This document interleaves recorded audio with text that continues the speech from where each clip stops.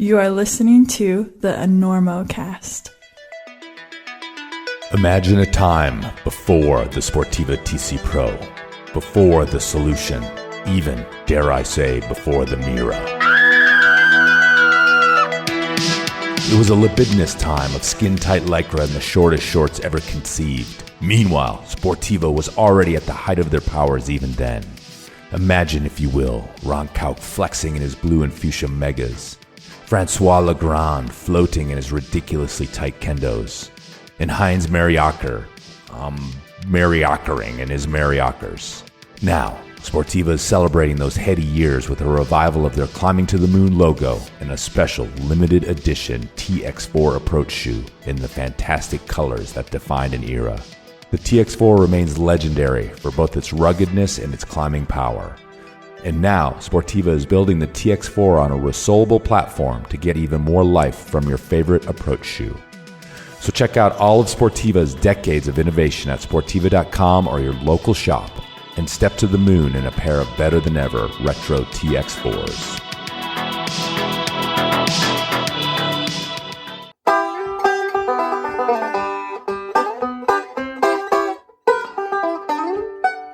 Well, howdy, partners. Allow me to introduce myself. I'm a Yeti Yonder water bottle, and I hold the very key to life right here in my belly. That's right, water.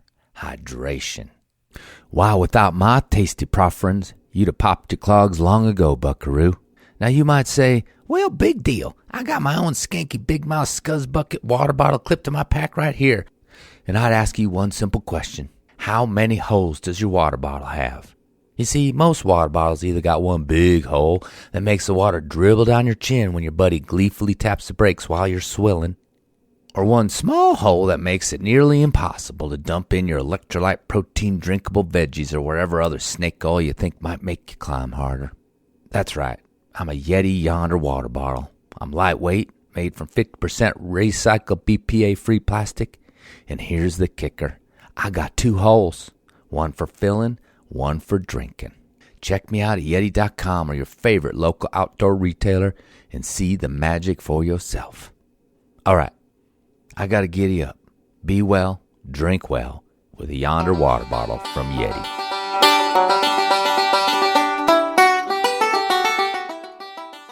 Listen, where are you playing in town? Are you playing here? We're doing the Enormo Dome, whatever it is. It's terrific. Oh, it's yeah, a big house. place Sold that it out. side of town. That's a big nice. place. You sold it out. 20,000 seats. You really should.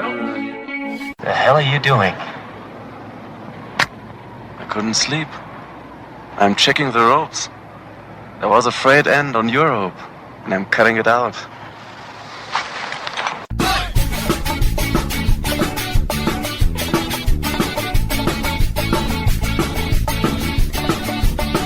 Good weather, bad weather. Now or later, anytime for climbing. Today's show is brought to you by Black Diamond Equipment, La Sportiva, and with support from Maxim Ropes. Maxim has been keeping the Enormocast off the deck since 2012. And now, we can also thank the chill folks at Yeti. And don't forget our charter sponsor, Bonfire Coffee. Go to bonfirecoffee.com and enter Enormo at checkout to get a great deal on great coffee and to support the Enormocast. And now back to the show.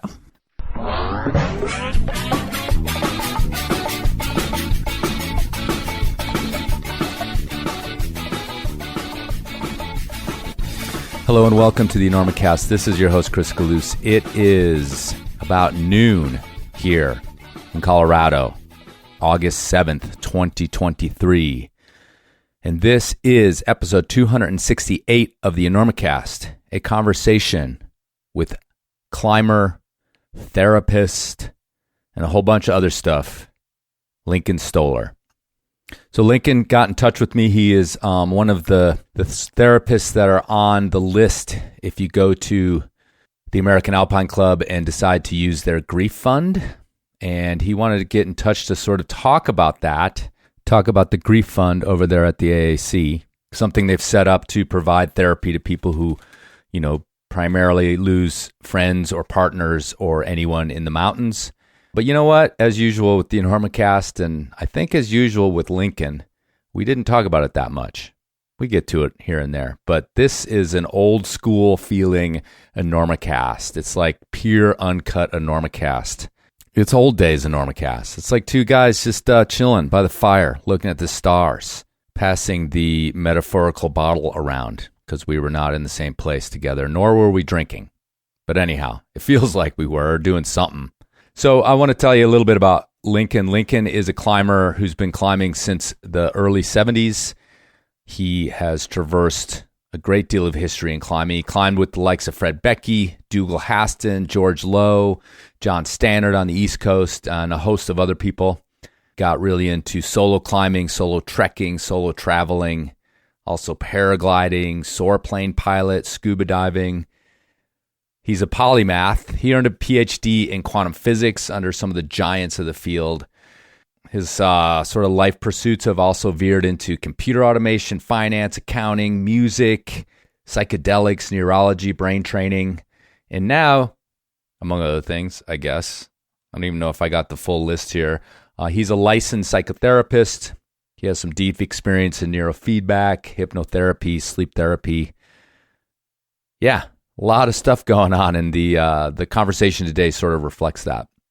And Lincoln also reflects that era of climbing. There were so many climbers that came out of the 70s, late 60s, even back into the 50s that were scientists, were engineers, were math whizzes, and they went on to express that in their lives.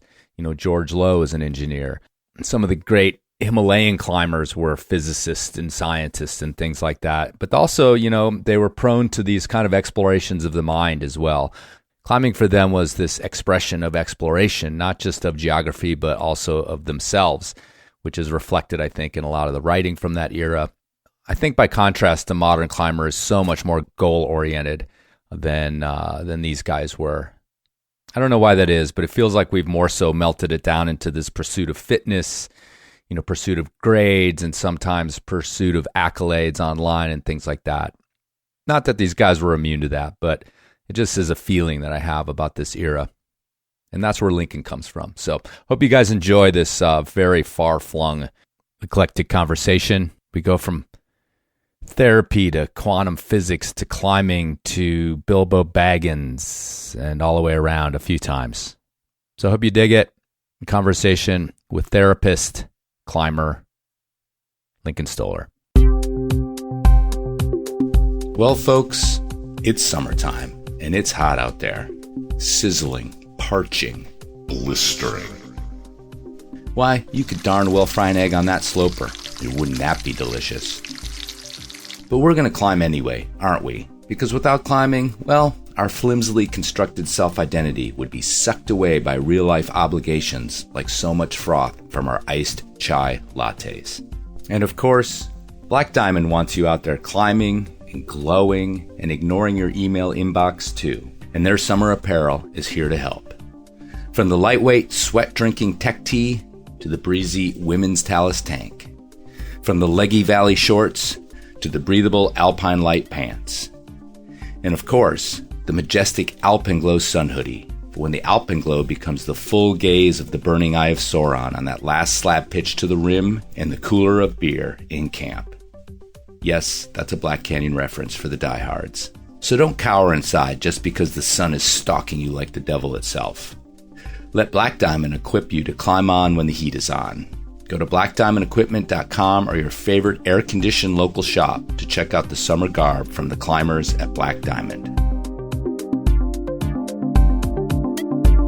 So for some reason, it's been interesting the strange people I've known in climbing. I kind of just tolerated them at the time. But over the years, with some distance and experience with other people, and I should say that now I proudly claim to be a therapist. I think it's a bit of a joke. It's kind of a clown show. But okay, so I got the big shoes and the rubber nose and the degrees. And so I think of those people more now. And I think of how they were a little nuts. Some of them were a little crazy. Some of them were more sane than normal. And I think the most you could say is that climbing played a really important role in everyone's life. And the other thing I thought we'd talk about is psychology, because psychology, it's really poorly represented. Therapy, counseling. And my attitude is that just like climbing is a way to amplify your sensibilities and abilities, I think something like counseling or social interaction is too. And they are a lot more in common than they're given credit for. You can fail in both and you can succeed in both. And there's difficulties in both. And they're obscure. And there are objective dangers, if you like. Talk about anybody who's had a, intimate relationship that's failed. Actually, if you can find anyone who's had an intimate relationship that hasn't failed, and they're almost worse than climbing disasters, the trauma of it all. And then finally, the third thing is that I'm connected to this American Alpine Club Climbers Grief Fund, which was the reason I reached you. I said, what kind of outreach are we doing? And they basically said, not much. So I said, well, let's talk about this. So the Climbers Grief Fund was supposed to be a fund where they give you $600 if you qualify to have grief therapy because of a climbing accident. And I kind of thought, well, gee, isn't that kind of like after the horse got out the barn door kind of thing? So those were the three things that were on my mind. And since I don't really know who you want as an audience or who you have as an audience, I'll let you take any of those or throw them all away. Okay, sounds good. The audience here is hardcore climbers. And, we've had Madeline Sorkin on, who is a, part of the progenitor of this grief fund. I actually sat down for a lengthy interview on that original film that went with it. That was kind of like morbidly comical in its own weird way because, well, sounds interesting. They were they were doing it at the trade show, and I think I've told this story on the other podcast, but maybe not on this one. But they were like, "Hey, do you want to come in and sit down for these interviews that we're doing on film for the Grief Fund? Like talk a little bit about Hayden Kennedy, which was the thing that was on my mind at the time, and it still remains probably the most poignant source of grief is in climbing for me." So they said, yeah, come in and you'll sit down for a few minutes and it'll be fine. And we'll maybe use it and, it'll help us promote this thing or whatever. So I was like, okay, I'm friends with Madeline. Let's do this. And so you're at the trade show, which is like it's in this convention center. Sure. It's fluorescent lights. Been in those things, right? Yeah, right. And you're like, hey, how are you? That sounds good. What are you doing? Like everybody's like hopping around and having a good time. And so they're like, yeah, be at this conference room at like 2:00 or whatever. That's your slot. So I go. This is why it's comical. It's like I'm like walking down, this beige hallway with like the worst furniture ever and stuff. I'm like, where's this room? And I'm like, okay, here it is. And there's this guy there, and like, oh, are you Chris? I'm like, yeah, I'm ready. And he's like, okay, come on in. And they open the door, and it's like pitch black. Everybody's got hushed voices, and it's like, and they got the back screen, and they've got the camera set up, and they're like, okay, here, we're going to do it here, and you're going to sit here and look over here, and we're going to ask you some questions. And basically like I went from the most. All right. I remember the climbing video. It's like, how did they do this? It's all very stark and black and white with sharp shadows. Okay. So that was you, right? Yeah. So it was inside that freaking center in Denver, like the least, comforting place in the world. And so a hospital emergency room would have been worse, but go ahead. Yeah, exactly. You're exactly right. But it was a similar vibe. Yeah, right. But yeah, so anyway, that was like I've told that story with Madeline, and I walked in thinking like, okay, I'm good to talk about this. Like it's been a while, and in my head I was like, yeah, I've dealt with this stuff, and and it's like I just bawled for 20 minutes on tape for them. Oh yeah, it was. I couldn't. As soon as they started asking me about it, I just lost it. Yeah, wow. yeah. So what it revealed was that I had not. Buddy. Okay. Yeah, exactly. I had not dealt with my grief, and I still haven't. I had a moment in Lander this summer where I was doing a presentation and brought a picture of Hayden up on the screen, and I got the whole room to cry pretty much. Wow. So, so it was good entertainment, but at my expense. Yeah. We're in the right place here. Okay. So anyway, as maybe let's start there. You got in touch with me because of your connection to the Grief Fund. You're volunteering counseling for that is what I understood from your email. That's right. As someone who was a climber, deeply in climbing actually at one point. And so I have a perspective on that. So, but you also talked about, and maybe previewed it just now, about how you're trying to change a little bit of the direction or the purpose of the Grief Fund. Yeah. But we can go a lot deeper into me if you want. I might have to pay you afterwards, but yeah, right. For a session. But I'll give you the family rate. But yeah, cool, perfect. But yeah, let's. I think there are two paths here. And the reason I say that is because I've never had that much grief with regard to all the people who've died in climbing. I didn't even have that much grief with regard to my parents who died, not actually in my presence, but within an hour of my being present. And so I have a relationship to death that might be unusual. I don't really know because nobody really talks about it. And it has to do with one's own relationship to life, your own mortality and what you're willing to risk and how you dealt with your own close calls. And I put myself out there as a therapist for grief. But I actually have not had a client come to me for grief per se. But I can say, as a therapist, I have had some really fucked up people come to me. They're not fucked up people. They're on the mend.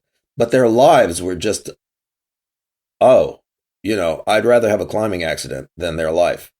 Because, it's almost as bad as you can imagine. Depends on what you can imagine. But anyhow, so I'd be interested to know where your head's at. Well, there's one little bit of information that's, I think, pertinent, and I almost forget it sometimes, is that Hayden HK, he didn't pass in a climbing accident. He actually took his own life. And so, but it was related to an accident that, killed his girlfriend at the time that was skiing related. Mm-hmm. But he then, out of his own guilt and grief over the accident, just hours later took his own life.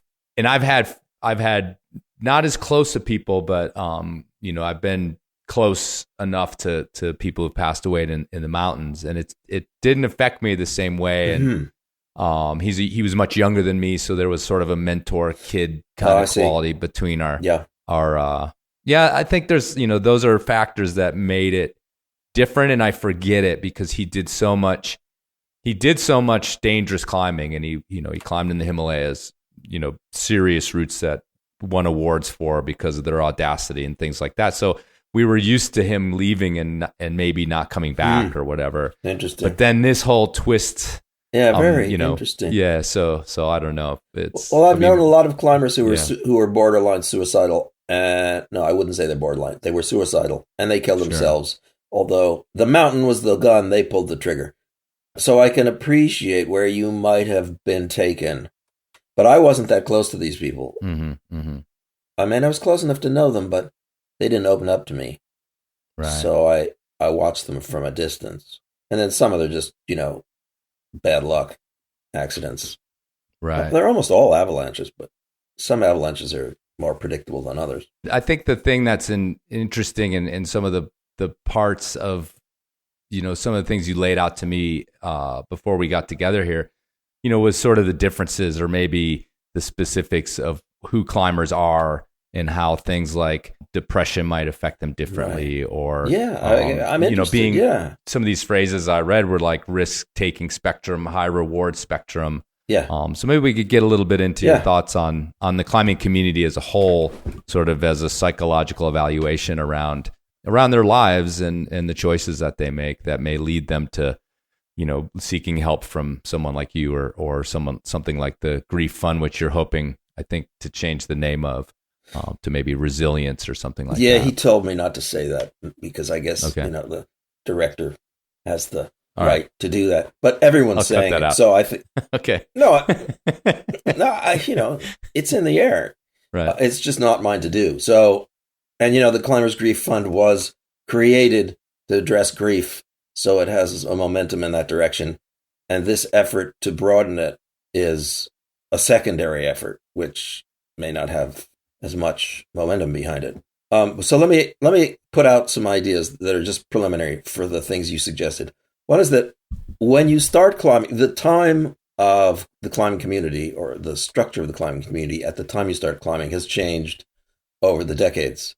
So the environment I started in was very much a kind of do-it-yourself environment.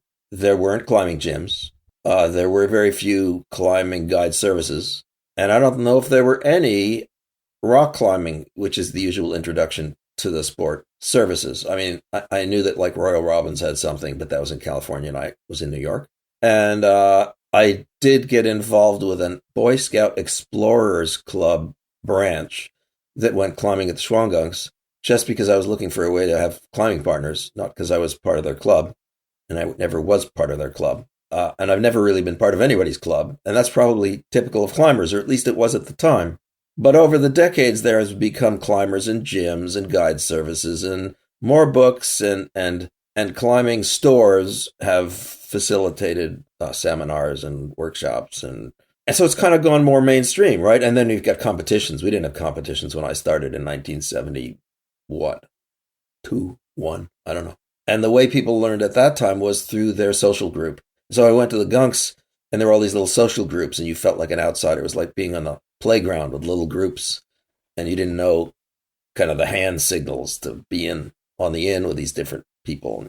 And the way the Gunks work is interesting because everybody wanders around at the base, passing each other, but no one really talks to each other, sort of like the American neighborhood. And, there's the climbing shop, and then there's the local restaurant. But there wasn't really any structure beyond that. One of my favorite elements was the local park ranger. There's always a park ranger, right? And so he made a structure because we'd always hiding from him because we weren't allowed to camp. But of course, we always did because we didn't have a car. So it would always like break camp before dawn and hide the tent because he's going to be around looking for us. And that went on for like 10 years until we finally became friends. And it was a big joke. And like other people I've climbed with have always been averse to the park rangers, and it's always been a mixed thing. But that may have changed too. And so it depends. Like if you're climbing in Yosemite, there's a whole different scene than if you're climbing in New Hampshire. And then what if you come from Milwaukee? I don't know what happens. There are people who come from Milwaukee. They're in the volunteers in the Climbers Grief Fund, all from everywhere, or from BC. So I moved to BC now because I thought I really liked the area, but I'm finding I'm not getting out enough because I'm busy being my various things, incarnations. It still takes a whole weekend to go climbing. You can't do it, in the afternoon before sunset, unless you go to a climbing gym, and I'm not into gyms. So when you talk about this mentality of climbers, I'm not sure I know. I think it would have to be a one-on-one question. What sort of psychological thing could climbers use? Because my friend Peter went to this, Teton Climbing Film Festival, was it? Or was it another one? And said that he saw that Climbers Grief Fund intro video, and he and everybody else thought, so what? And I felt, well, yeah, that's what I would expect. Unless you have grief, you say, so what? I don't have grief. And we both thought that the video sort of missed addressing the audience. So I think that's a question. We could talk about grief, and if you have grief, you understand what it is to look for help. If you don't have grief, I would say maybe you could use some help anyhow, because a lot of people I know that have grief, they had grief before. It wasn't the same grief. They were struggling before. They would think they were heroic maybe, but I thought they were kind of nuts. They did some crazy things, and so did I. Some crazy things, although it's considered heroic. I was always uncomfortable with if being a hero in climbing is, drawing a straight flush in cards, what are my chances? So you get all these stories of people doing heroic things, and you're thinking, shit, they only missed getting chopped by a small piece of luck. So this is what makes me feel there should be some talk about why we're doing this. Maybe we're not getting the best out of the experience. And then, the typical thing is that, it was such a high, let's go back and do it next weekend. And if you keep doing that, okay, let's do harder. Let's do harder. Let's do sketchier. I mean, sooner or later, your survival chances and your grief possibilities start to work against you.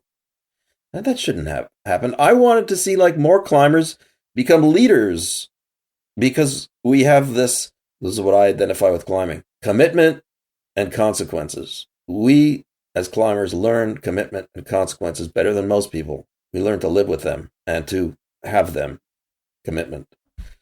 One of my big mistakes in relationships was I expected that the women I got involved with would be as committed as the climbers I climbed with. And I think that's also a mistake in business, that your partners will be as committed because they're not. The psychological issues of being enabled, strengthened, supported. Yeah, right. What did you mean by that? I don't know exactly what I meant at the time. I wrote it. But now, if you say it, I think of family and childhood. Those are the things that got me involved in climbing. I didn't feel enabled. I didn't feel strong, and I didn't feel supported. I didn't feel that in my family. I didn't feel it in my school. I didn't feel it in my, small social circle. And climbing provided that.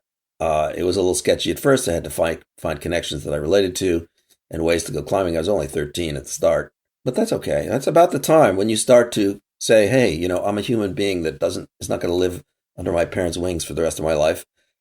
And what do I make of this situation? My answer, I think most answers of 13-year-old kids would be, this is either it's fucked up or I'm just going to keep my head down and continue playing online games with my friends until hell freezes over. But sooner or later you wake up that there is got to be a reason why 7 billion adults act like idiots and take the world, to hell in a handcart. And I think the answer to that question is go climbing, because then you understand commitment and responsibility and consequences. Because if you don't, you're going to get a rock between the eyes, which is worse than a slap, maybe. I mean, you get slapped by your parents and it's pretty bad. And it's almost easier to get a rock between the eyes, as long as it's a small rock. Because then you think, oh, I fucked up. I climbed with Fred Beckey a lot. He was like always the butt of our jokes because he was always turning tail and running at the slightest risk, we thought. And he would look at us and sneer because he survived. And everybody else didn't, at least in my circle. They didn't realize that being in the mountains was more important than succeeding in their climb. And he thought being in the mountains was more. He was like, Emerson or Thoreau. He was poetic about the whole thing. Most of the routes he pioneered were crappy routes. They were the safest, easiest routes to the, unclimbed summit. And if weather didn't look good, I remember him telling us, I've been here before. I know this weather's going to get bad. We've got to get out of here. And of course, the weather was fine. It cleared up. And we thought, Fred, you asshole. It was our one chance, and we blew it. But he didn't care because he climbed all the time, and he'd just be back, again. And I kind of learned a lot from that. It didn't sink in at first, but, after I had other obligations and saw other benefits from it besides summiting. So there are lots of things to benefit from climbing. I think taking that apart is an interesting thing. What is it that you're getting out of this? People say, why do you climb? It's a big joke, But I think it's a reasonable question for each person to ask anyway. What are you getting out of this? And where does it take you? And what are you going to do with what you get out of it? You're just going to do it over and over again? Become an athlete? I mean, I was never interested in athletics. It seemed like pointless. To win the game, I had to have something to take home from it all. And climbing did give me that. Although I wasn't quite sure what it gave me. Glad to be alive kind of thing. It gives you that. Mm-hmm. You hit on something that I hear a lot about in this podcast when I'm talking to climbers. And again, the generations are different, but this idea of, alienation, I think comes up in this podcast a lot in terms of just normal life, especially as a young person. Like you said, you were 13. That comes up in here, not fitting in, which is kind of an easier way to say that.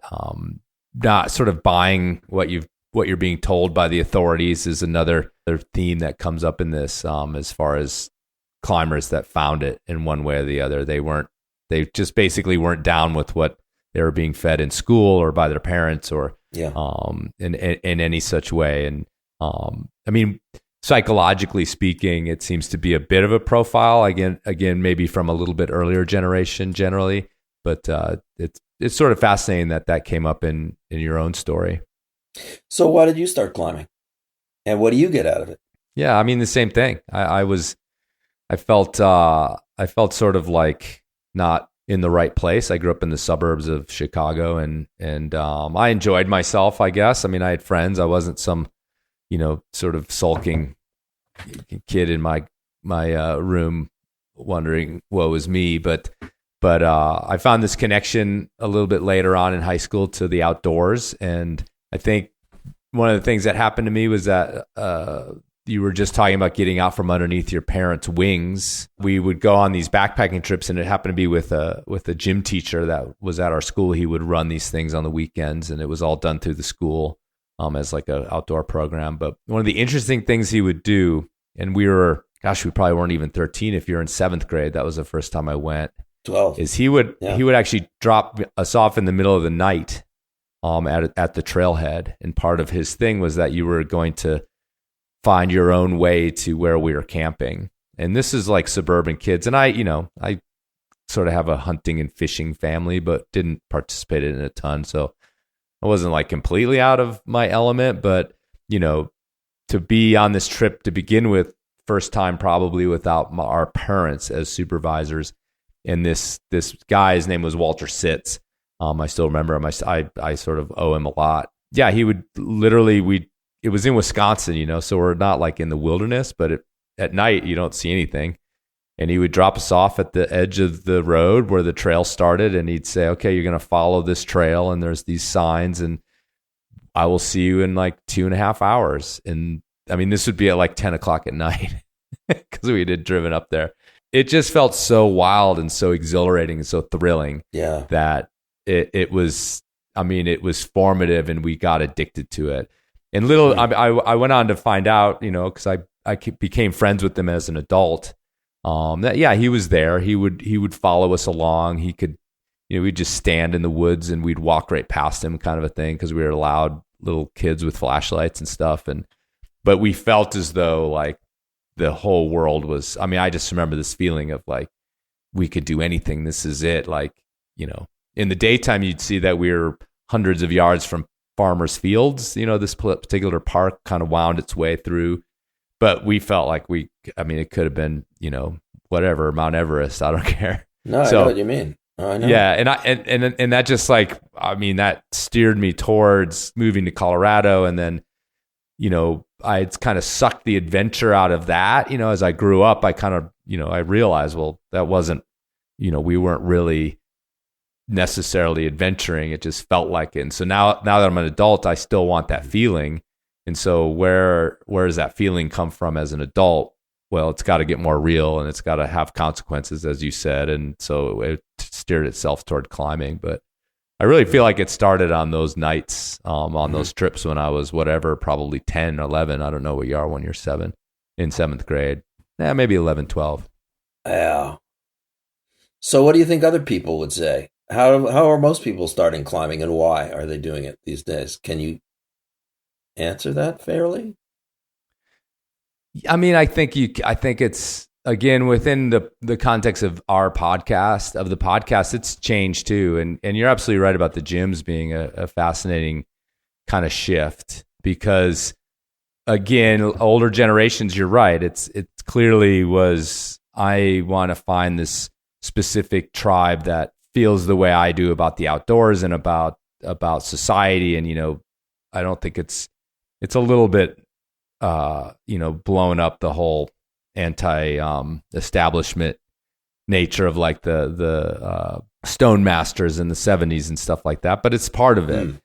And I think that the shift has been that a lot of people find climbing anyway as almost the opposite of that, as like within a team at a climbing gym or a social scene at a climbing gym kind of has a different vibe to it. It's more of like a belonging and creating this like wider social scene. But the thing that always kind of fascinates me is who goes through that is either a kid on a team, where their parents are sort of driving them or their coaches are sort of driving them, who maintains, who stays in it afterwards and becomes an independent person still seeking climbing and leaving kind of the fold. And all that, I still think they are seeking a community. They want to feel as though they're, I think, a little different, that they're achieving something that's sort of beyond the normal existence that we're sort of fed. I feel like that's kind of the through line as people get outdoors and become their own climbers after learning in a gym and things like that. And that's mostly the people I talk to. So whether it feels as radical as it once did is kind of the question. Because I think in your era, becoming a rock climber was a much more radical idea than it would be today, right? In most places around the world. But I think there's there's two tiers. There's the social tier, the team sport ethic, the rating game, where it provides you with some container and some guidance and some support. And if you just lived in the gym, you'd have, the reputation of certain climbs and climbers, and you'd work at this, and you'd say, well, that climb requires you to have certain upper body strength, and you'd like go and build that. And then there would be questions, which I've always found this interesting. Like, I can't even remember this. So there's red pointing, and then there's all these other points about, going with the protection in or leading and it's like, we always led on sight, first sight, protect yourself. That was like all there was to it. Anything else would have been gymnastic. And I remember seeing a few people starting the gymnastic idea where they would work on a climb for weeks, and the protection would be in, and they'd be just working for weeks to try to get over this crux in a group, right? A guy would try it, another guy would try it, and they'd, yo-yo up and down. And I thought, boy, that's so kind of weird, because our approach was, it's first sight, leading, protect it yourself, and then it's done.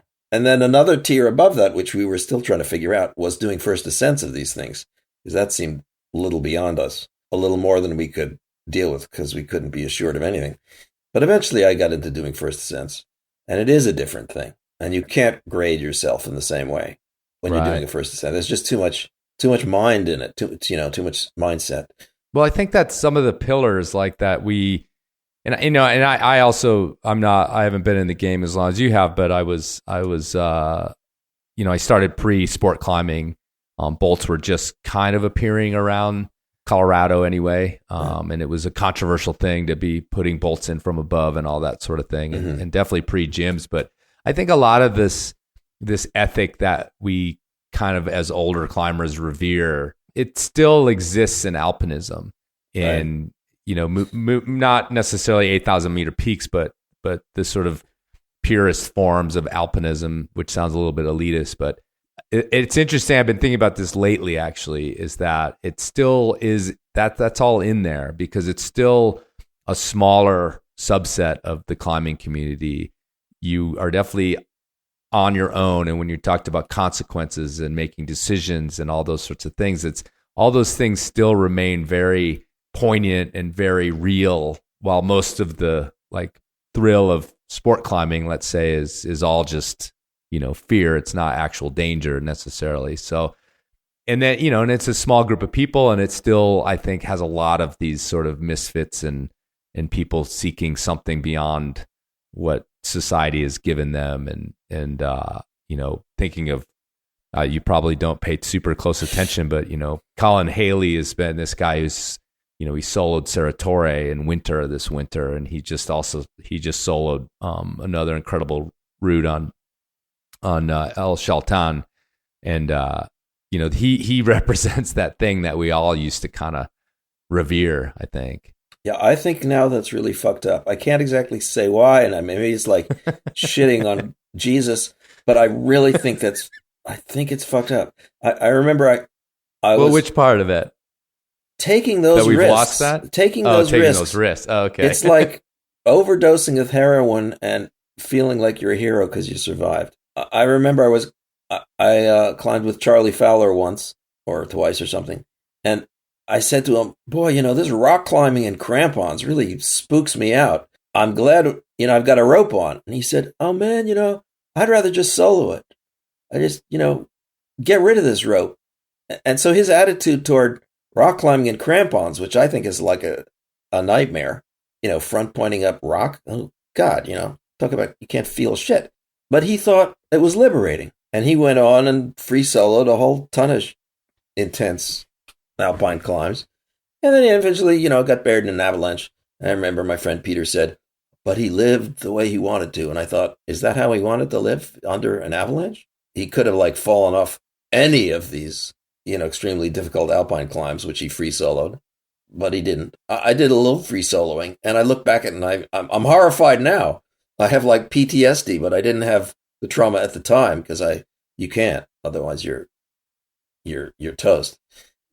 And I did learn that, I learned how to control my mind. I guess I'm glad I learned. But I, now think I was okay with killing myself, but I would have killed my kids too, because I wouldn't have had them, and they wouldn't be here, and that would have been my fault. And now I don't feel good about that. But I couldn't have foreseen that then, really. Even if you talked to me about it, it wouldn't have meant anything. Are you getting something that you can put in the bank from this experience? I don't mean money. I mean, character. Are you getting character development that's really lifting you up? Or are you just getting a hit? Because I remember we climbed Mount McKinley, and that was a big deal for us.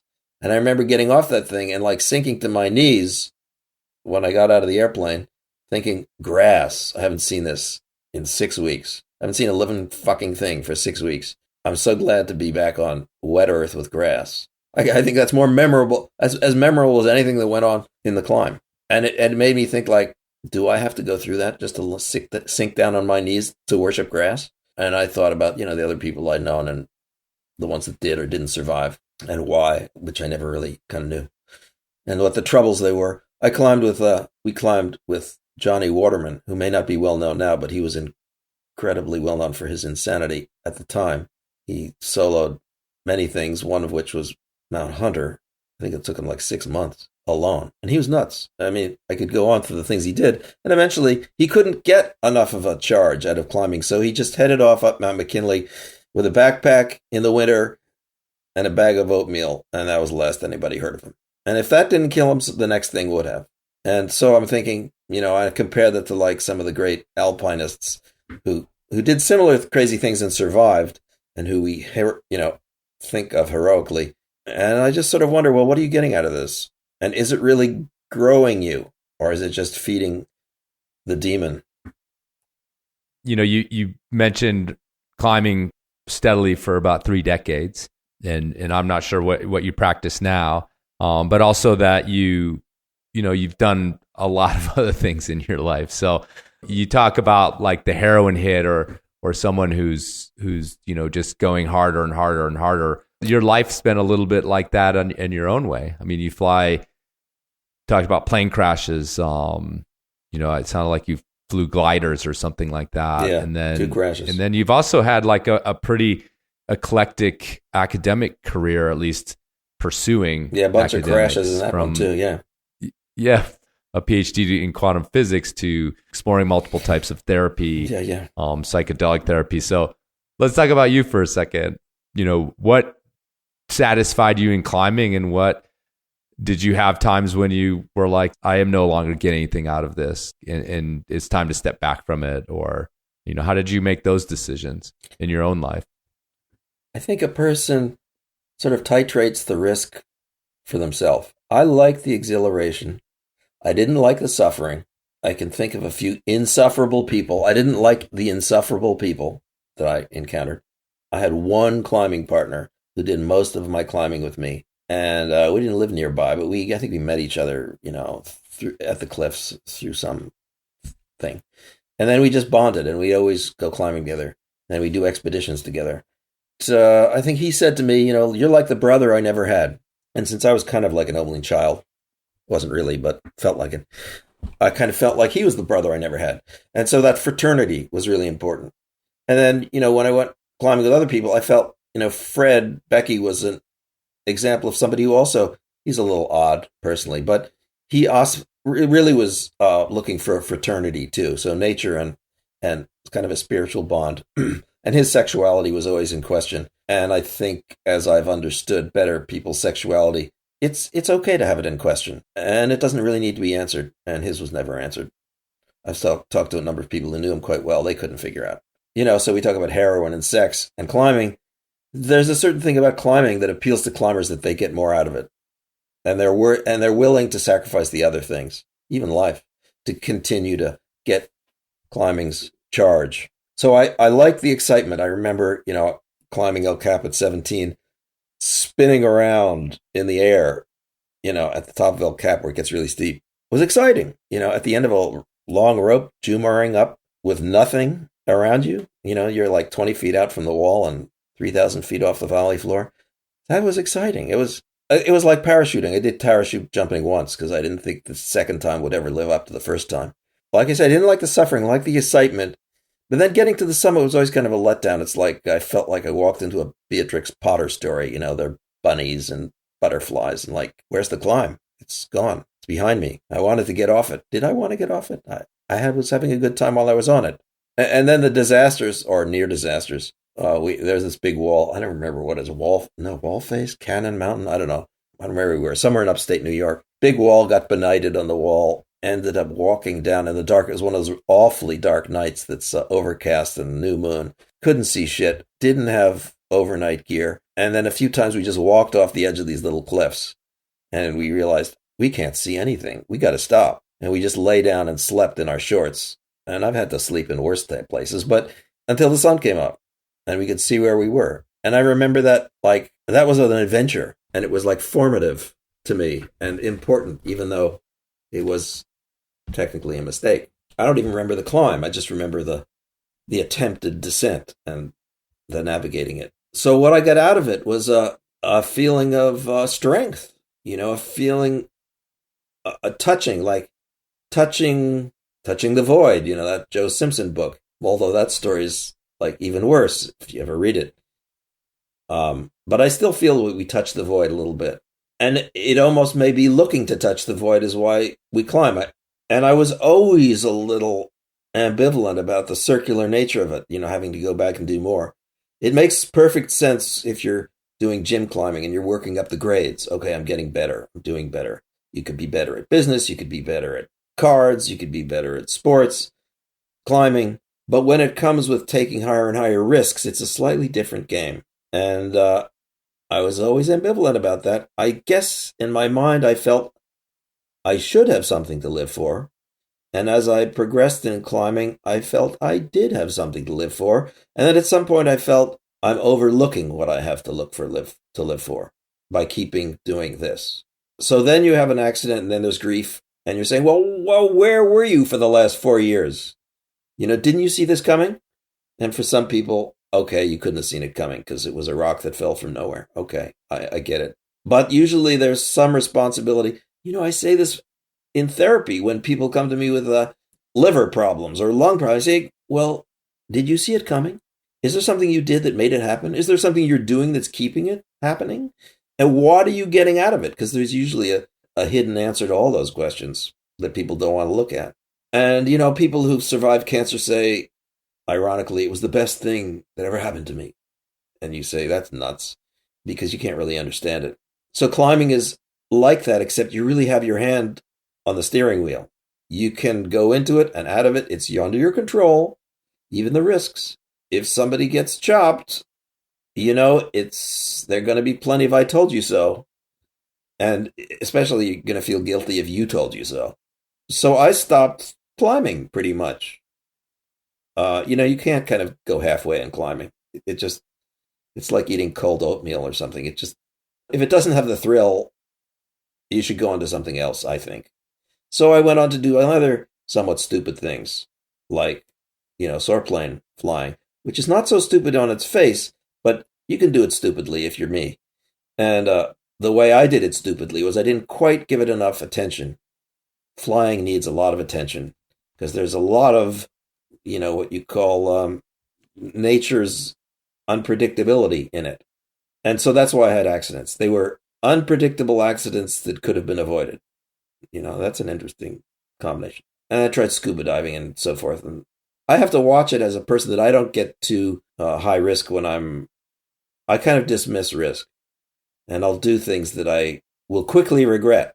It's really interesting to have experiences with people. I learned, you don't ever know if you're learning your own fantasy, but I went to the International School of Mountaineering when I was 16, and Dougal Haston ran the school, and he eventually died because he took too many chances. He was a reckless skier, and he got buried in an avalanche. But his problem was that he was also a classic Scottish drunk, and he had murdered a family in a car accident, and eventually had to atone for that with his own life. And having known him a little bit, you could sort of see it. Very extreme personality.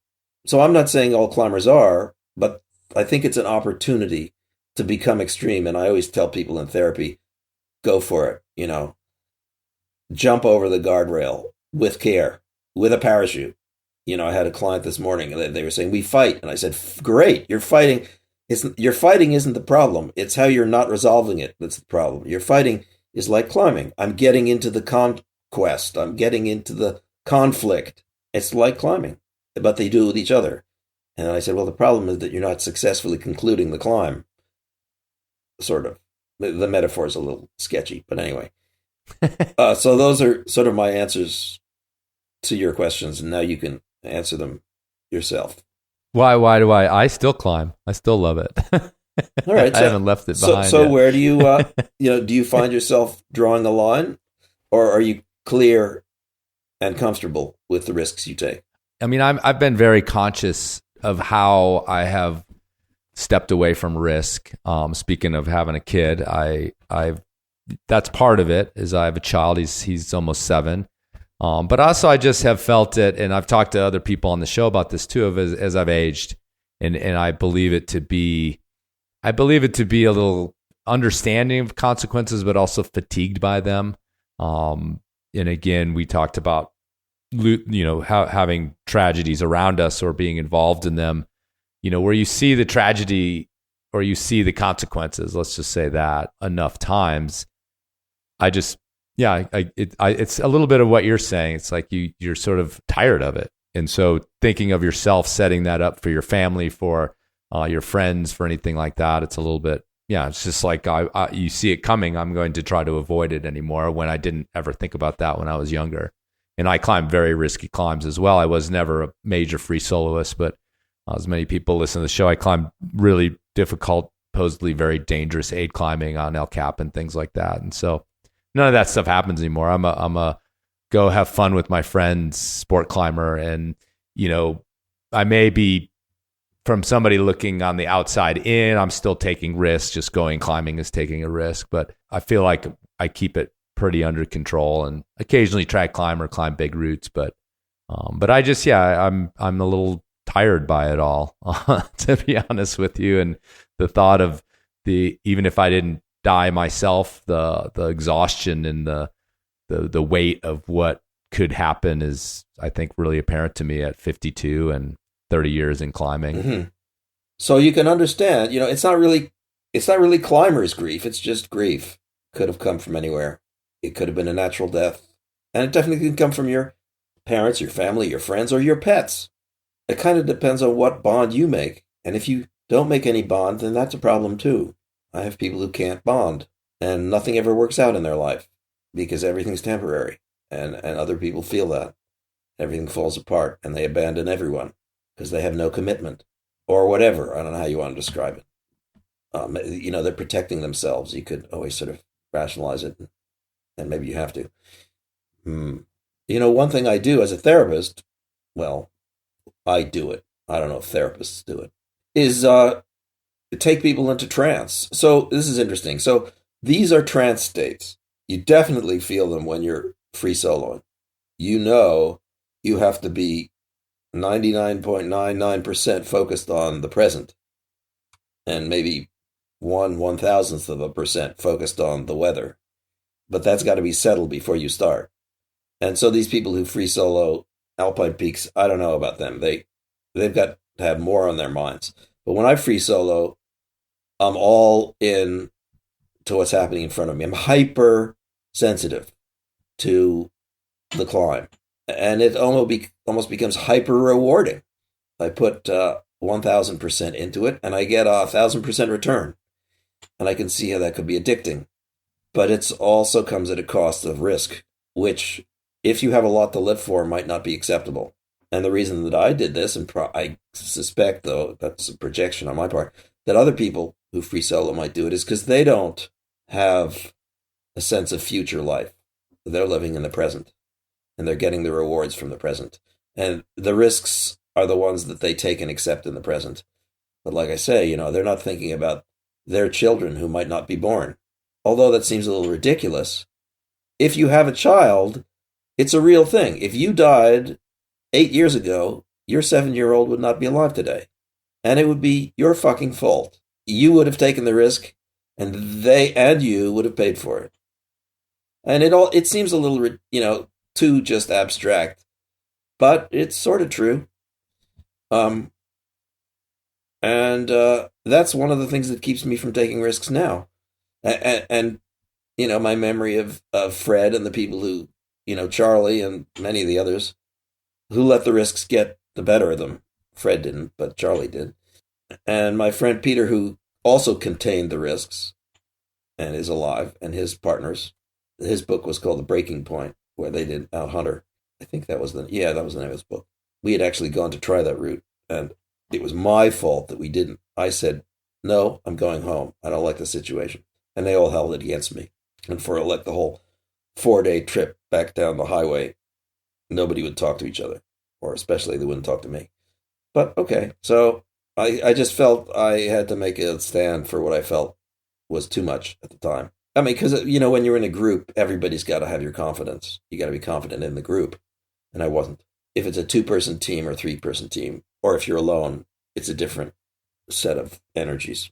I don't know. I'm trying to get back to who we're talking to. If we're talking to people who are climbers, I would say you're creating a lot of fuel, and there's a lot of energy, and there's a lot of opportunity. And if you're overlooking it by just repeating the pattern over and over, you're not really getting the most out of it. Sooner or later, you're going to get old, and you're not going to be able to climb 512. Or if you even a couple of weekends of no practice, and you won't be up to speed. And what are the other things? So maybe you're not sacrificing the life of your future children, but maybe you're sacrificing the life of a future sport. Like I got into scuba diving. I got into flying airplanes, paragliders. There's always skiing and snowboarding and Nordic skiing. And one of the things I like to do is go hiking by myself.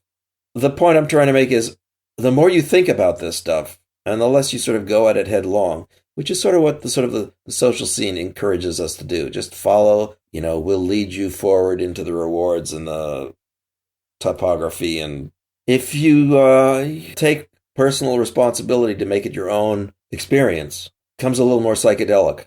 And I would use that word. One other thing I did, which I think climbers should do, I think every climber should be required to spend 3 days alone in a tent without leaving by themselves. Those are the most intense. It's like Vipassana meditation. You go crazy after 72 hours.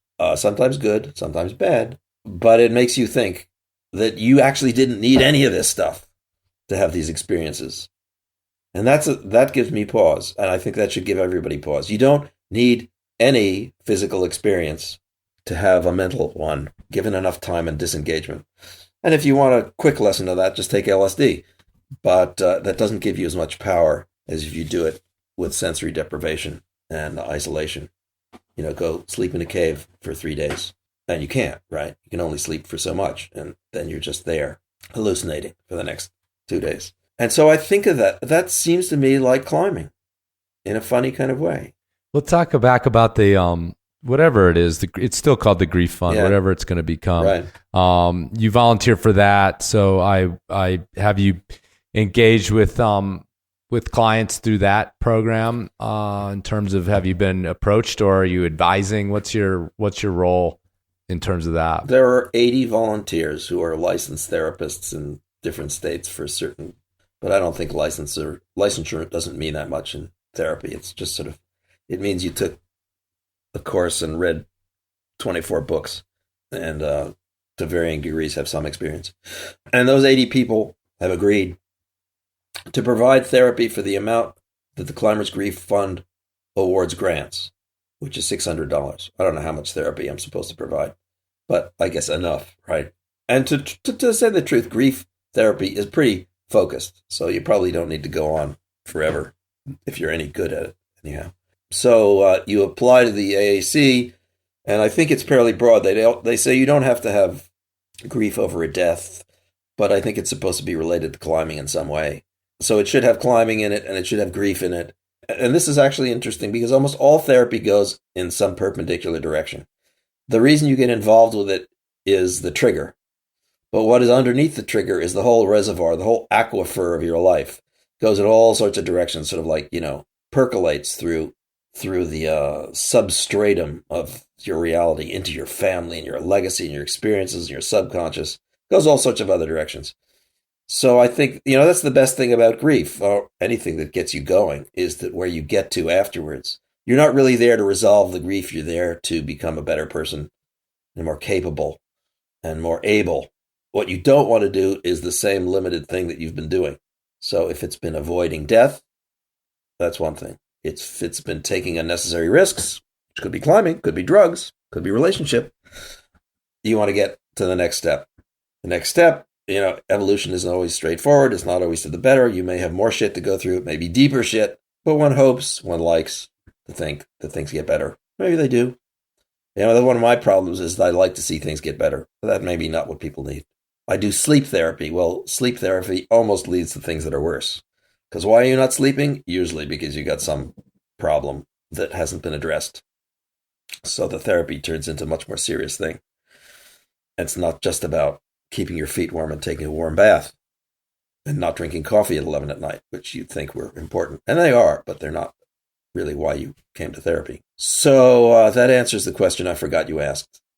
Well, it's just, I was just curious about what it meant and maybe what you've encountered. I mean, obviously, in the general sense, has there been an uptake with it? Because I've sort of never circled around with it. I talked to Madeline Sorkin when it first was proposed and went into existence, but I've never actually, now that I'm sitting here, I'm like, I don't know, are people using it, or is it happening? Are you talking to people, and what kind of things are coming up? Well, the two answers are, is it happening to the degree that they want it to? And is it happening to the degree that it could? And because they run out of money each year, I assume it's happening to the degree that they want to, because that's what they budgeted and that's what they're using. But I don't think it's happening to the degree that it could. And that's why I'm thinking this should be a kind of climbers' resilience fund, because every climber is looking for strength, because the whole thing about climbing is challenge. And nobody who climbs wants to climb incrementally easier climbs. I mean, wouldn't that be easy? Great. It's like, I started at 5'6" and I aspire to climb 5'4". And that would be an interesting thing. And in a sense, you could have do that when you start free soloing. You say, I've got to really do what I'm absolutely certain of. And that's different. Now you're going down instead of up. Or when you get older. Or when you get older. Or when you have more responsibilities. Or when you're trying to teach somebody something. Anyway, so I think a lot more could be done. So I'm appealing to people, which is why I reached out to you, which is why I'm talking now, to say that, climbing is like gasoline, and we're sitting around a pan, burning it, warming our hands. Whereas we could put it into an engine and make it fuel, and it could take us to the moon. And that process is going to be psychological. And to be more specific, I think climbers could be leaders. Why the fuck are we following people like Joe Biden and Donald Trump? I mean, these people are clowns. And they're there in that role because they've negotiated their situations and they have the support. And they're guaranteed to toe one line or another. Climbers could be Martin Luther Kings. Martin Luther King said, said a lot of things, but the thing I just remember, because it came across my desk, I don't know, yesterday, was he said, if I can't fly, I'll run. And if I can't run, I'll walk. And when I can't run, and when I can't walk, I'll crawl. And climbers will do that, and you have to do that in the responsibility of climbing. If you can't walk, you crawl, either up or down. You don't actually have a choice, because you can't just curl up and wait for it to go away. And we think, oh, wow, Martin Luther King, what a great thing to say. I aspire to that. But as climbers, we do that all the time. And you think, if you get involved with business and business people or politics or, society, you could say the same thing. Most people, they don't have those high goals and they're satisfied with much less. Like, I don't vote. I fucking don't vote, because I feel by the time I've been given a choice, it's actually somebody else's choice. And I'm just there to rubber stamp one of the two crappy choices. So what I do is I work at it. I'm an activist. I write, I speak, I irritate people, because that's actually what makes things happen. And then by the time it gets to voting, you're just, whether you want to go through chute A to the slaughter or through chute B to the slaughter. And I choose neither. I mean, you could vote, it's fine. But, the decision has been made before the choices were given you. You have to. Yeah, but there seems to be there's a problem in there. Okay. And I've witnessed it. I'm not disagreeing with you about the leadership thing, but, and maybe this is what you're talking about of overcoming this, but the disconnection from all of that, from the slaughter, if you want to call it that, is so much a part of why I've found people go climbing and they they talk about climbing in those terms, and the people that dedicate themselves to climbing. I mean, the Fred Beckey is still the ultimate sort of dirtbag model of just, disconnect and go climbing. And that's all. And that's what you're trying to do.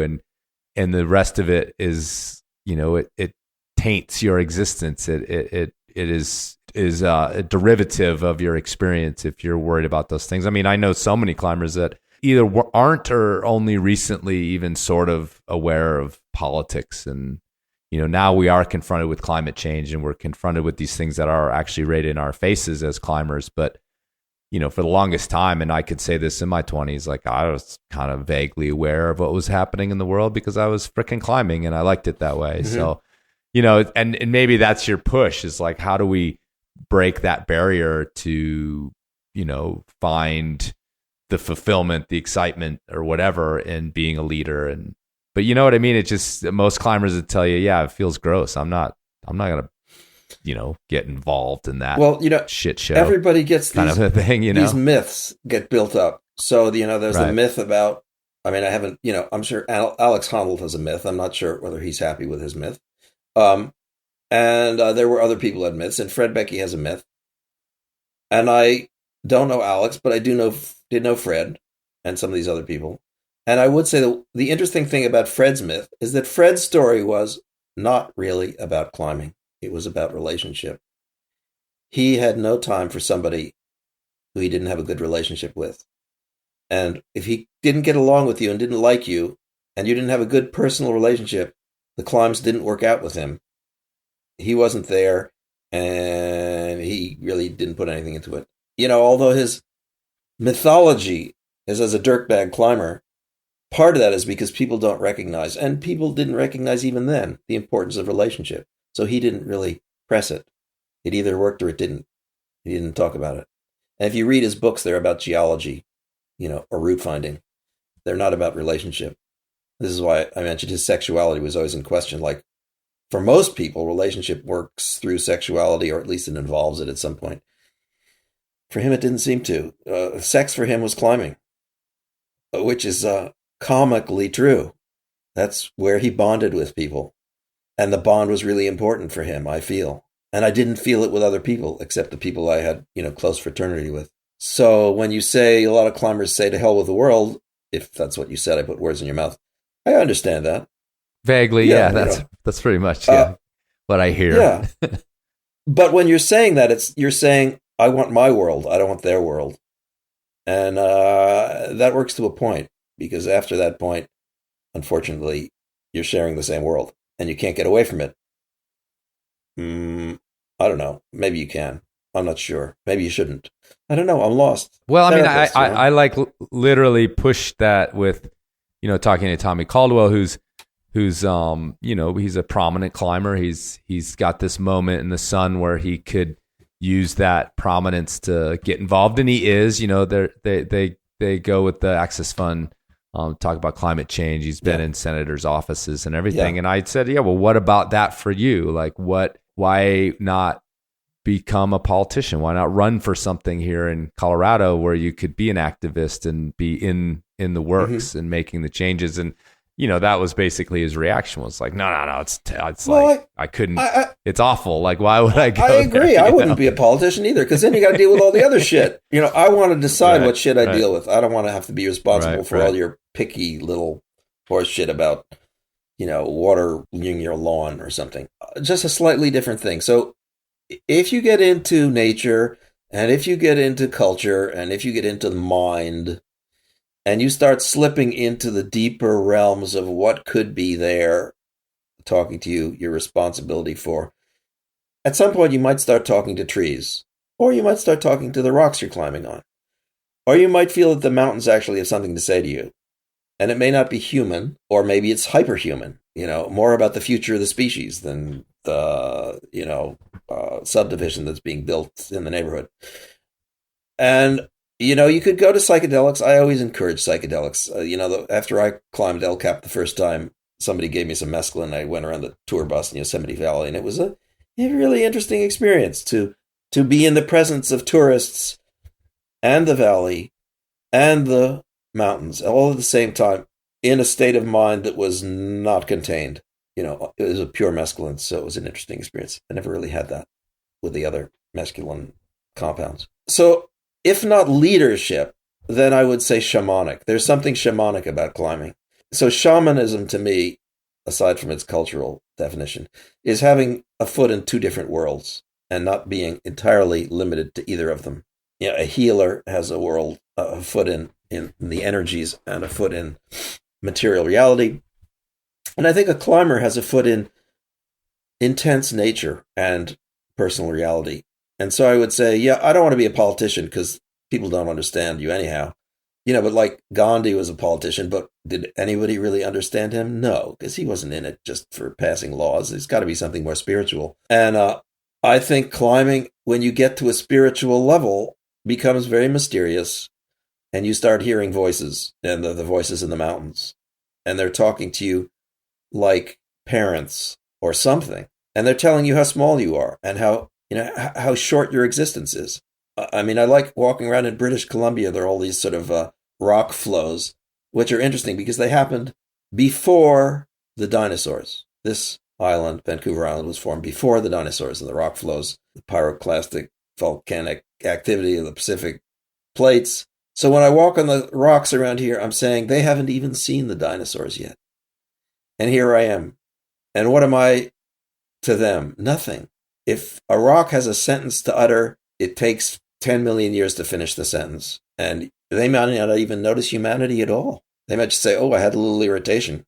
Wonder what that was. Oh, it was human beings. They lasted 100,000 years and they're gone now. And I think this is interesting because you have a greater, as a rock climber, and even as a mountaineer, you have a greater contact with the rock than almost anyone else ever will. You know its texture, you know its history, you know its response to temperature and water, you know what grows on it, even what eats it, you know, the lichen. And it's an opportunity to make a contact. You know, like you say, I had a family, now things change. Well, the mountains are a family. And are you going to grow up in that family? Or are you just going to wander around playing with marbles? You know, because there is a consciousness, I think. And maybe I'm wrong. Because it is kind of psychotic. But I think it helps me integrate. And so when you get to grief, it's like, grief? Why are you sad? So the guy died in the mountains. That's what we have to take the choice in order to know. And some of us die. And you don't have to die. Most of the time, you don't have to. You can be like my friend Fred and just turn tail when a cloud goes over the sun. Because you'll be back next time. You know, like we say, the ascents of Mount Everest that make good copy are the disasters, you know, the into thin air ones. And when people who are really good climb Mount Everest, there's nothing to talk about. It's just almost boring for a spectator. Nothing happened. Everything went according to plan. Nobody got exhausted. Nobody ran out of oxygen. Nobody ran out of food. Nobody fell in a crevasse. Everything went fine. No story. No one wants to read it. And they don't write those stories. So the mountaineering gets this reputation of being reckless and risk-laden. But, of course, the best mountaineers are the ones who control that. And so which one are you? Are you the one that needs the risk because you got to write the story of how heroic you are? Or the one who's so in shape and so fit and so committed that you just want to listen to the mountains and you don't have to get hit? I don't know. Maybe that's a big question. You're mentioning psychedelics, and I think I read in there that you're, a believer of these kind of newer, well, they're not newer, they're ancient actually, but we're moving into this zone where we're more aware in a modern society of like the therapeutic benefits of, again, we're aware of it, of psychedelics. But what about the quantum physics? And this may go nowhere, but you have a PhD in quantum physics. It's also this, I think this, I don't know, it's this peering into this other world, a world, again, where consequences change and are very difficult to understand. And also, you're talking about the rocks not noticing humanity. It's like, you get to a molecular or beyond molecular level where it all sort of falls, any sort of meaning, as we put it, seems to a bit fall apart. So what insights have you gained related to what we've been talking about, if any, from that? Or maybe this is a I dead appreciate end that inquiry. Yeah. I think there's some way to answer that. You could go at physics or any of these hard sciences different ways.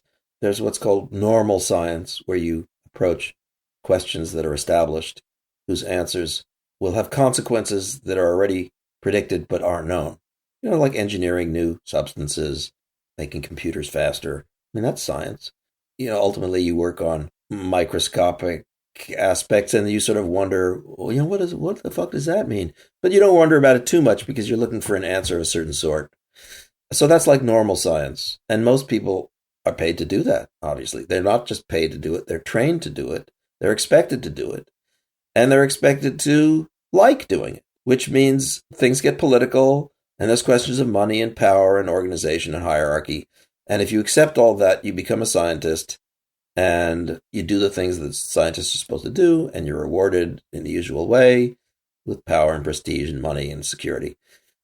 And it's boring. I mean, it's interesting, like puzzle solving. And there is you do take certain risks, but most people take limited risks. They don't get involved in something that won't produce anything. They usually say, well, I'm going to try to shoot for this answer, and if I can't get it, at least I'll have some research to publish. Okay, so most of the people you meet in science are boring because they're following this model of progress, which means you got to be on a path that leads to progress. You don't want to be in one of these dead ends, which the most interesting things lead to. The questions no one's can answer.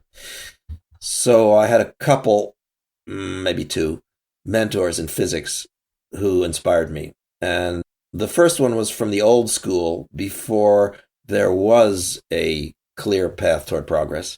So he was a good friend of Albert Einstein's at a time when there was a lot of chaos and uncertainty, and he was a survivor of that generation. So when I came to him as a teenager asking an endless series of questions, he was perfectly fine with that and said, absolutely, keep doing that. And we talked for 2 days. I don't know what we talked about, but it must have been something like that.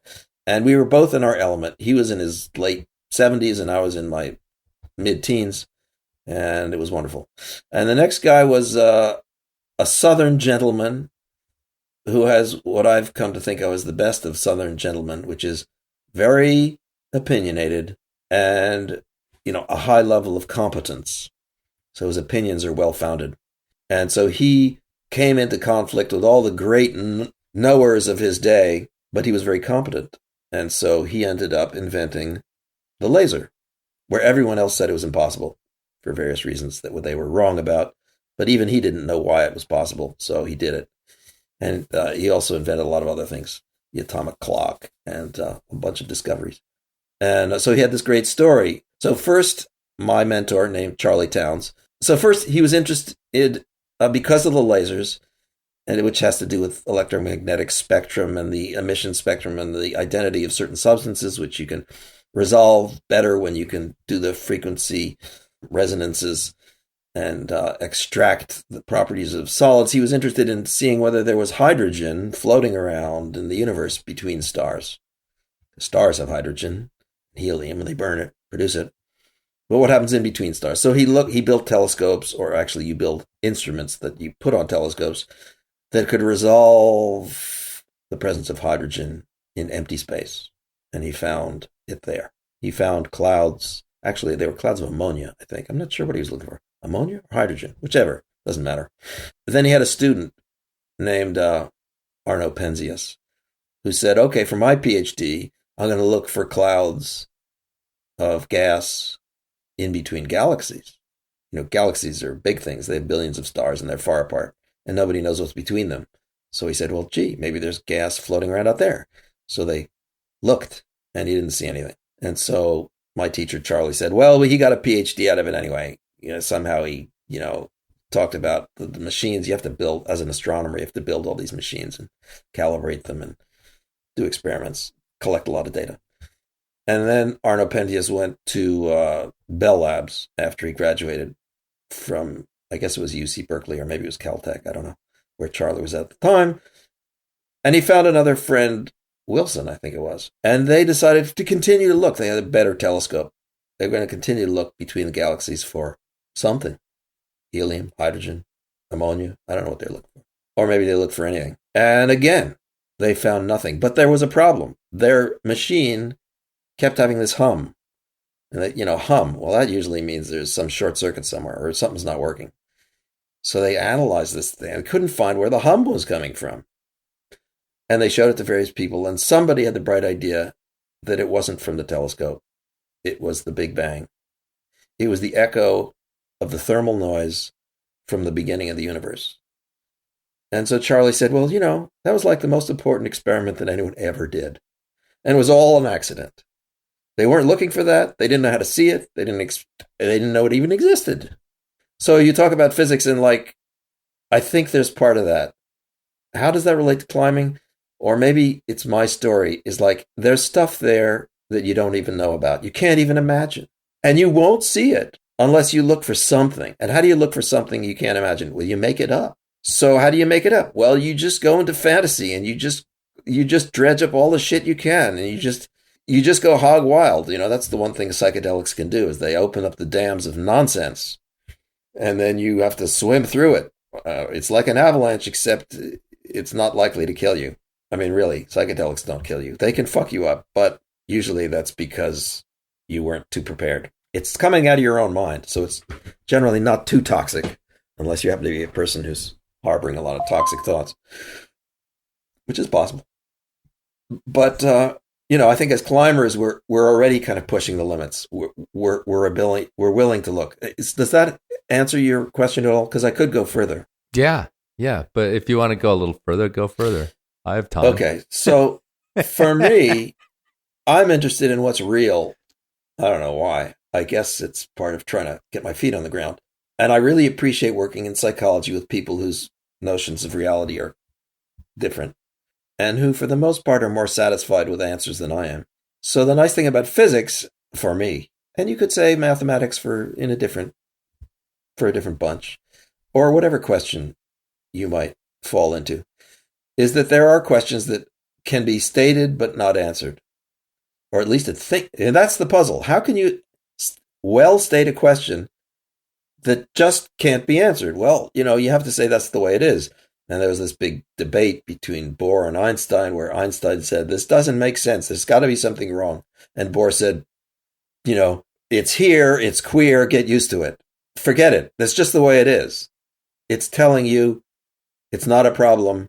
You're hung up. And you look into the history of where those attitudes came from and who those people were and why they did or didn't prevail in influencing their social groups. And they're all interesting questions, and it turns out, at least I think, that Bohr was full of shit, and he was just saying what got people back to work, and he was also a very sort of bullying kind of guy. Everybody was afraid of him. Even Richard Feynman was afraid of him, and most people are afraid of Richard Feynman. And Einstein was a very meek guy who fraternized with fragile people and kept to himself, and I think he asked the right question. And over time, it's been 100 years now, almost. I think it's turning out Einstein was right, that there is something missing, and it doesn't make sense. And it comes down to at least the question that they were talking about was this duality between waves and particles. Things act like particles when you follow them, and when you don't look at them, they act like waves. And they act very differently when there's one or the other. And you just say, well, it can't be both because they're completely different. But it is both. It depends on you looking at them. If you look at them, they'll act like particles and behave entirely differently than if you don't look at them. And so you think, oh, well, if I look really carefully, or if I look really, around the corner, or if I'm really clever and I do very little, but no, they know. They know. If the amount you look is enough for you to see, then you'll see one thing. And if the amount that you look is just enough so that you can't see, then they behave completely differently. And that makes no fucking sense, except if you look at the consequences of it. The consequence of it is that the world can evolve. If it weren't for that, we'd be living in a mechanical universe which just wound down. But everything that you see in evolution and change is based on that irreconcilable paradox. Yet it's not enough to do what Bohr did and say, it's queer, get used to it. It's just not enough, because it just violates reality. And so now, are we fucked up? Because that's the most likely thing. It's we can't get it. Our brain, what are our brains? Our brains are too small. Our brains are built to deal with what we see. It's not built to deal with the world on angstrom level. It's to deal with the world on centimeter level. And that's where it's important. And why would you want a computer that could be a brain that could be a computer for microscopic world when, except within the last 50 years is completely irrelevant. So and then you wonder, well, gee, if we evolve for another 100,000 years, maybe we'll be able to understand because it will be relevant. But then is it really relevant, or is it just a sort of a textbook paradox? I don't know. So it's interesting. Doing physics for me is to be confronted with those unanswerable questions. And you'll be really happy if you can get any progress at all. And this was typical of like doing my PhD and probably other people doing their PhDs. You go to sleep with this problem in your mind and you think about it and you think about it and you think about it until your mind gets so soft and your sleep gets so present that you think you've solved it. And then you think, oh, what a great idea. And then you fall asleep. You wake up and you can't remember anything. Or you do remember it and it made no sense. That's interesting to me. And one of the reasons I like climbing was I got an answer I could remember. Or I had a memory that I could hold on to. And that felt like progress. And that's one of the two reasons people don't do fundamental science. One is no one's going to pay you for it because you're not going to get any answers. And the other is that it's disturbing to work on something that goes nowhere. And how do you do that? It's like working on a blank wall, trying to climb a blank wall. I mean, who would do that? I remember coming up. I mean, I could never climb 512. But if you can climb 512, then imagine climbing 518, which doesn't exist. But if you were to walk up to a wall that was rated 518, it would look blank. And you would get nowhere. And how would you progress on that? Would you just keep sliding? You couldn't get an inch off the ground. And how long would you keep working at that until you said, I don't know, what would you say? You might say, this is a spiritual quest. Just working at this wall, endlessly scratching at this wall is my quest. Would you be getting any better? I don't think so. Well, maybe. I don't know. I mean, people did learn to climb harder things. And, now if you climb 12, you would say, oh, that must be a handhold. Holy shit. I can't get anywhere that handhold. It's a fingernail hole. It's a conception that you can build after a while. But I do like working on things that are difficult. And I should say this too. When I was in college, I had some great teachers. At least I thought they were great because they made everything sensible. I remember my quantum mechanics teacher. There was a small group of us. We followed him around like lemmings, taking every course he offered. And he was very careful. He would choreograph his blackboard techniques so that by the time he'd filled up the blackboard, the answer was sitting right next to where the question was asked. That kind of wonderful blackboard magic. And we just eat it up. We'd write it down and we'd transcribe our notes and compare our notes. And in fact, he's now written the best quintessential textbooks. Our notes were eventually published. His name's Dave Griffiths, and he worked, I think he's emeritus, worked at Reed College in wherever Reed is, in Oregon or Washington. I don't know. And now I appreciate how worthless those lectures were. They made sense out of something that didn't make any sense. And they directed you to focus on what made sense. And they left you with an equation that worked, but you still didn't get any sense. And they overlooked the fundamental problems because it was like, it's queer, get used to it. And it was the worst thing for my inspiration because it said, there's no problem here, look elsewhere. It all works out. You just have to accept it.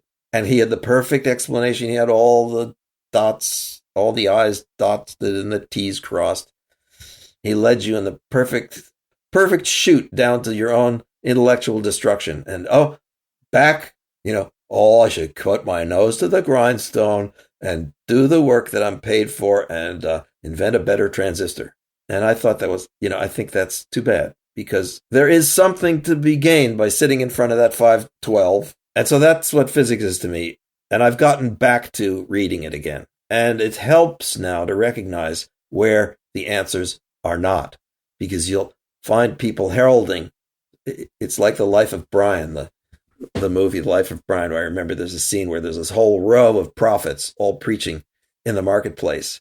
And, each group would throw tomatoes at the other prophet. That's what science is like. There's a bunch of people telling you how it works, and you can line up reading one guy's textbook or the other guy's textbook, And they're all false prophets. Every science is wrong, ultimately. That's the nature of science. If it stopped having somewhere to go, it would die. It'd just become engineering. Not to say anything bad about engineering, but you know what I mean. It would become finished. And it's not that nature. So, what's climbing? Is it ever finished? Oh, for me, it was finished. I don't want to go on. I want to go elsewhere. Nothing against climbing. It's just that I want other rewards and other questions and other answers. So, I don't know. I've made it sound like physics and science and climbing is similar. And, there are a lot of climbers who are scientists. So maybe it is. What about you? I'm thinking about just our conversation. Just what you said about that sometimes you said, there was this like heroin addict nature to something like someone, as I said, Colin Haley free soloed, or not free solo, he soloed a lot of it free solo. He soloed the Saratorian Winter this winter. And it's like, I don't know, some part of my brain, and I'm a romantic and I love the romance of climbing. And so I'm like, well, he's the guy that's asking he's going further. He's like, it's settled. You can't solo Saratorian Winter. Mm-hmm. Like, Mm-hmm. It was settled. You can't climb Pikes Peak ever. Now there's a road to the top of it. It's settled that El Cap will never be free soloed. Like, so I feel like, to their possible destruction, these people are, if we want to keep this analogy going or this metaphor going, like that's who they are. They're going past what we've decided, or what the prophets have decided has been settled in the history of climbing is such that, it was settled. This is how we do things. It was settled that this could never be climbed, and it just keeps getting climbed again. And like you were saying, well, 518 may never exist, but we're getting close, and we decide what it is. Certainly it's an arbitrary thing that comes out of a human judgment, but anything at the end of bouldering right now, the highest grades of bouldering, there's no one from your generation that would have said that was ever possible. Absolutely. And yet, so the metaphor is interesting that there's, the false prophets kind of thing fits with my mind. And we tend to try to look at climbing sort of scientifically that way. We put a grading system on it. We both argue that the grades are arbitrary and the grades are something important and solid, and that they're subjective and that they're objective. And, so these debates, I think, come from sort of a same impetus to want things in a row and ways to quantify and qualify and move on. And yet at our hearts, we've been talking about this sort of the quantum physics of things, the things that don't make sense, but we know them to be true, so to speak. I don't know. I'm just like riffing on mostly the ideas that you put out there. I think you have to. I think that's where imagination comes from.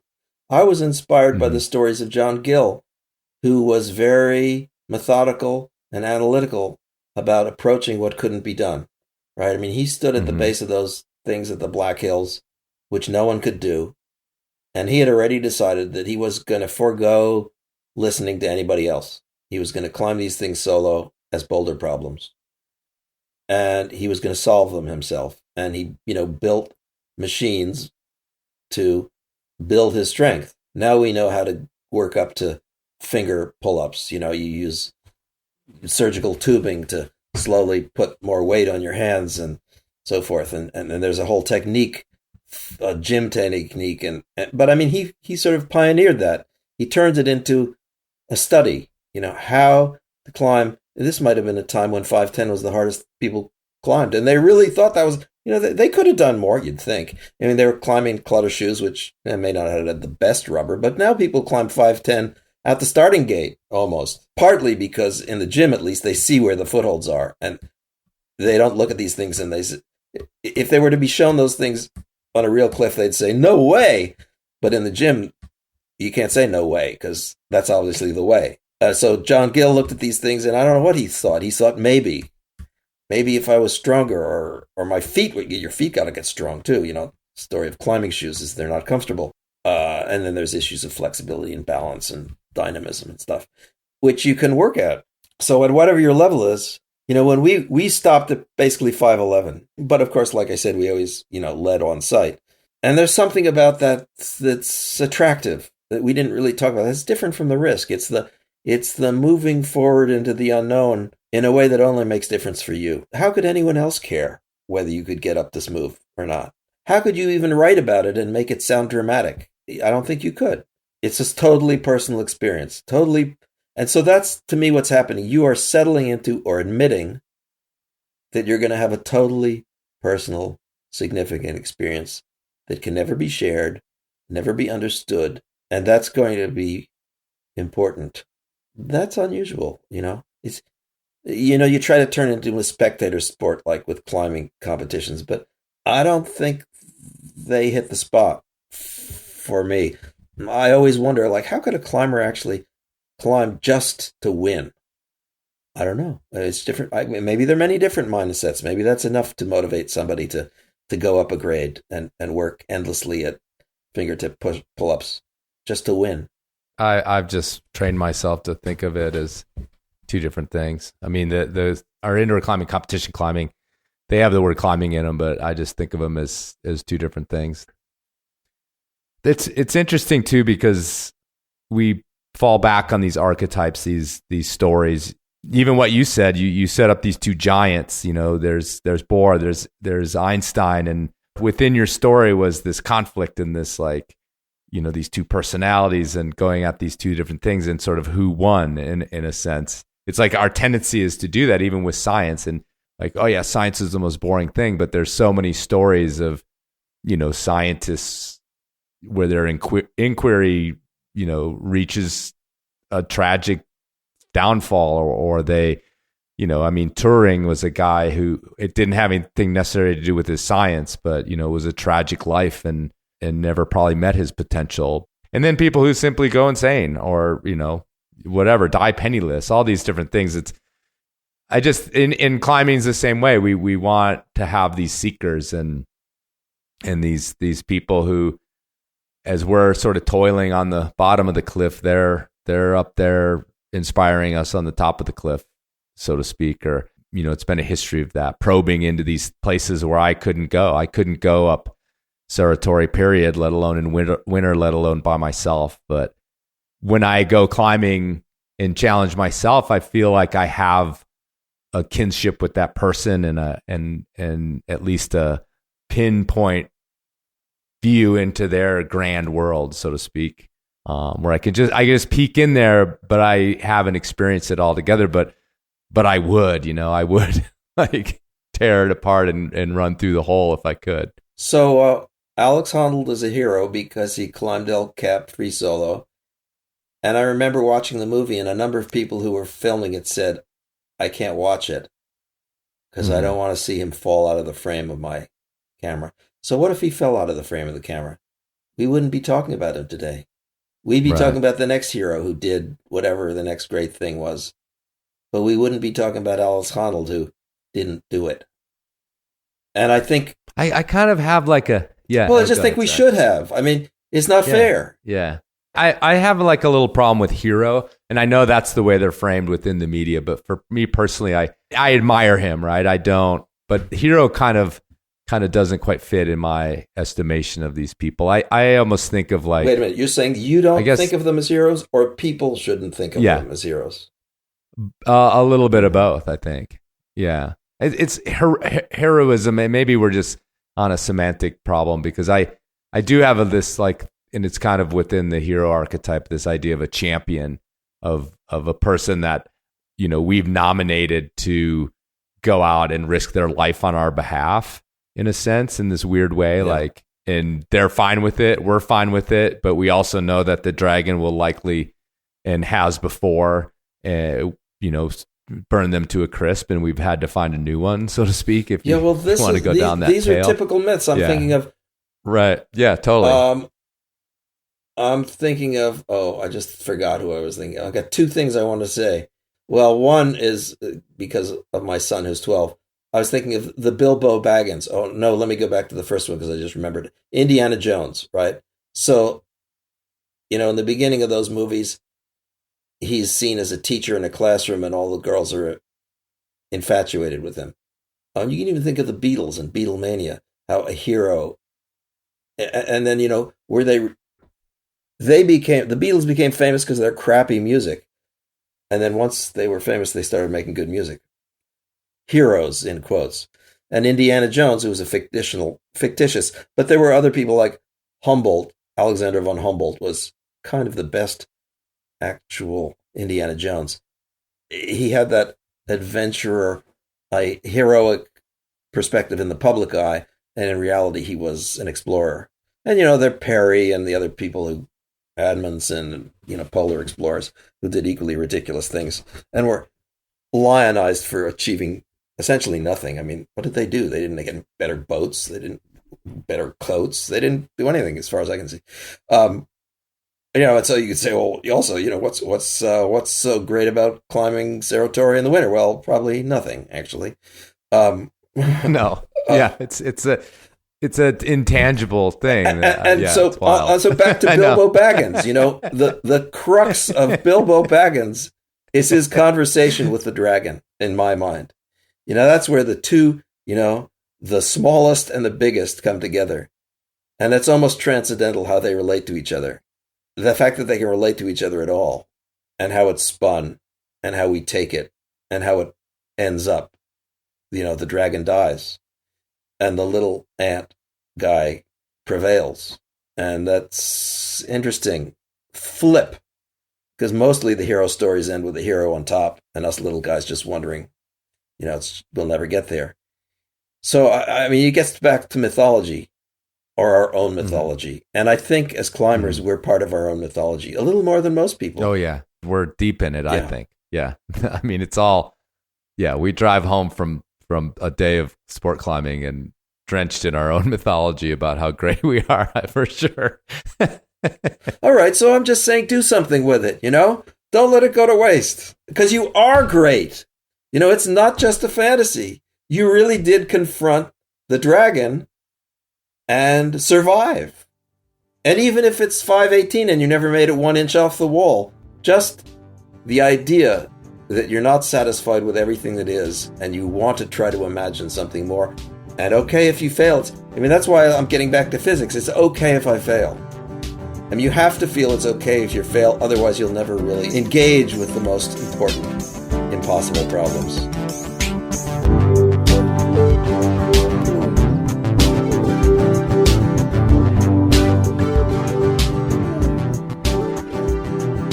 All right, folks, thanks for listening, and thanks to Lincoln for connecting.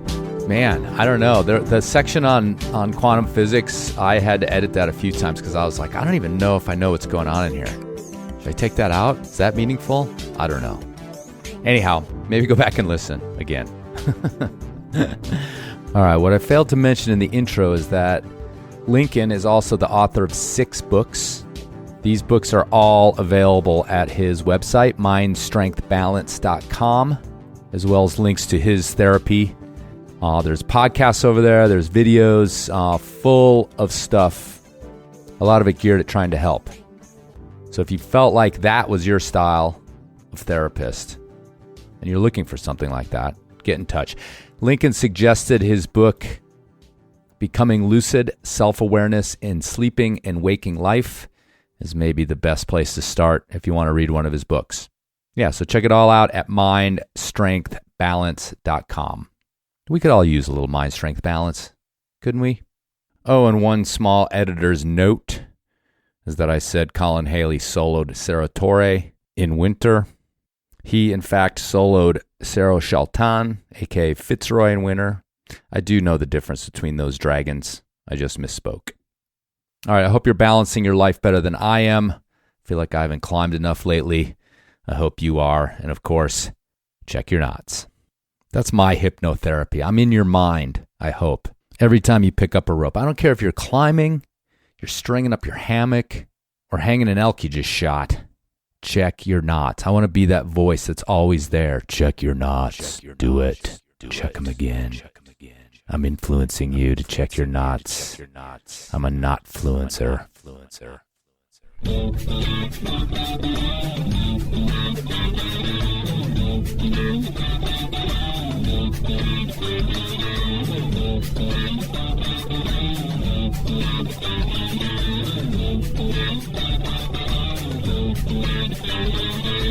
I can live with doubt.